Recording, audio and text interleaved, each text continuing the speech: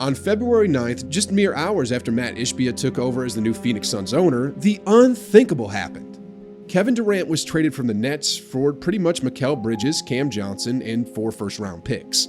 The entire NBA was shaken by this transition, and this was arguably the biggest and baddest midseason trade in NBA history.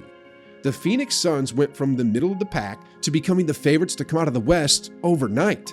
On paper, they looked like soon-to-be champions, but there was only one issue that could turn this potentially into a house of cards, and that was health. Then, on March 8th, it happened. In the warm-ups for KD's debut at home against the OKC Thunder, Kevin Durant misstepped and hurt his ankle, and the whole arena went silent. Ladies and gentlemen, the Phoenix Suns' worst nightmare is coming true. Just before we start this video, I just wanted to let you all know that we listened to your advice and got some sheesh t-shirts. If you want to check them out, the link's down below. And without further ado, let's do this. First off, injuries stink. I don't wish injuries upon any players ever. I mean, it's bad for the player, it's bad for the competition, and whichever way you look at it, it's bad for the league. So, after watching the video of KD and his injury, and after reading the reports, I immediately went to investigate the extent of this situation. Thankfully, after watching Dr. Brian Stutterer's assessment of KD's ankle sprain, it seems like it's not that bad, and according to his prognosis, Durant should miss just a few games at the very moment. Phew! While this is great news for Suns fans and NBA fans alike, I couldn't help but look a little towards the future and see what this would mean for Phoenix in both the short and long term. First off, let's look at the immediate future. If this Suns team could stay healthy, they're a team that nobody wants to see in the playoffs. I mean, look at KD's efficiency so far in the 3 games he's played in Phoenix. Without time to even develop any chemistry, he's been shooting 69% from the field, 54% from 3 for about 27 points a ball game. Talk about a cheat code. Sheesh. But the thing is, from what we just saw, the Phoenix Suns are a house of cards.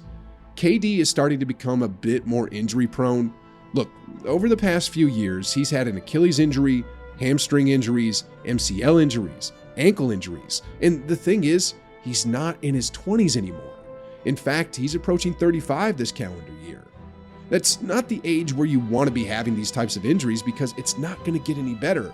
And without Kevin Durant, the Phoenix Suns are toast when it comes to championship aspirations.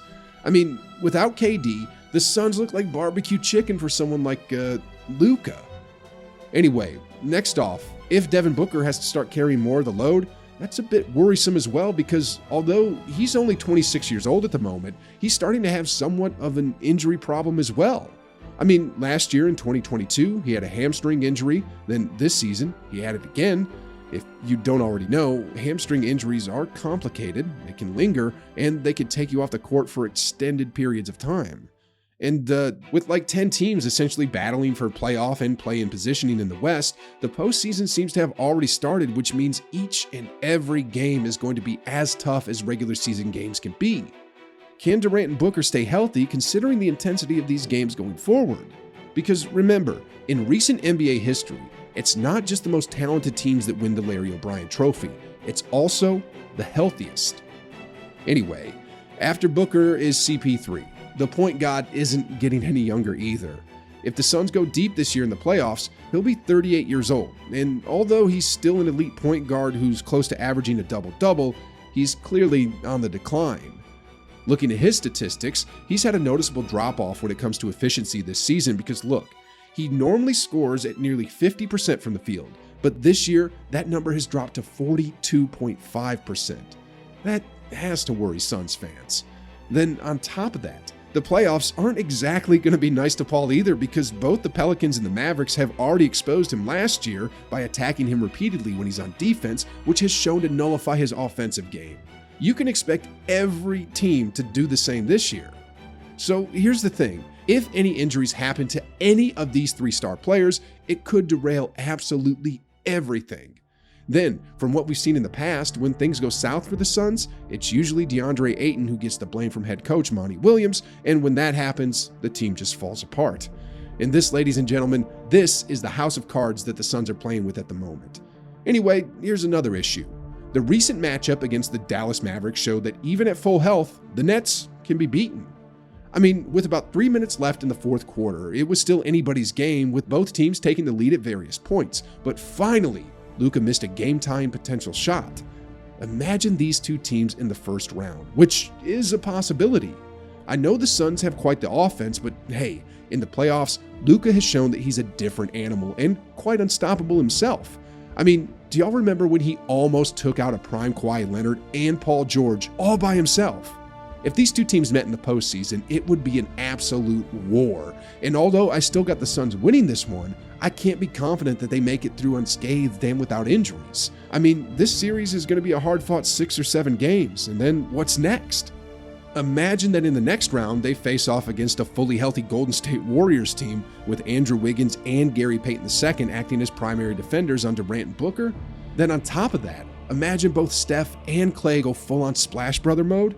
Sheesh. I mean, I got the Warriors winning that series, but let's just say that the Suns somehow win that one. Then what's next from there? A fully healthy Denver Nuggets with Nikola Jokic? I mean, again, that's going to be an all-out war, and I just can't help but think that somewhere along the way, something's going to happen. A tweak here to Durant's foot, Booker's hamstring, CP3's age, or a fallout between Ayton and Monty Williams. One little thing is all it's going to take for this house of cards to collapse. And the crazy thing is, this ain't over yet either. Because assuming they get past the Denver Nuggets, they'll likely be facing off against Giannis and the Milwaukee Bucks in the finals. Giannis is the most physically opposing player in the entire league and will be charging straight at the Suns on every possession. He often crashes into whoever's in front of him, causing collision after collision after collision. Can Phoenix Stars handle all the bumps and bruises that'll come with that? I'm not too sure. Now, I know that injuries can happen to any team at any moment, but it just seems to me that this Suns team is a little more prone to injuries than the rest of the league, given their injury history and age of star players. So, this is the short term. Now, let's take a look at the long term. Kevin Durant will be 35 next season, and like I said, it seems like he's becoming more and more injury prone. But even if we assume he never gets injured again, another big problem for the Suns will be Chris Paul. He's turning 38 this season, but he'll be taking up a huge portion of the salary cap for at least the next 2 years. I mean, $30 million in 2024 and another $30 million in 2025 when he'll be 39 and 40 years old? Sheesh, guys. And like I showed earlier already, his efficiency took a huge dip this year, plus the Pelicans and Mavericks have shown how to attack him in playoff situations. The Suns probably won't be able to trade him off either. I mean, no disrespect to CP3 and what he's achieved throughout his career, but what team in the league is going to want a 40-year-old 6-foot point guard? I can't think of any. Then on top of this, the Suns gave up a lot of future draft picks, so they won't exactly have the best odds of drafting a potential star in future drafts either. The Suns medical staff better figure out this situation about health soon, because if they don't, their worst nightmare is going to happen, and it's not going to look pretty.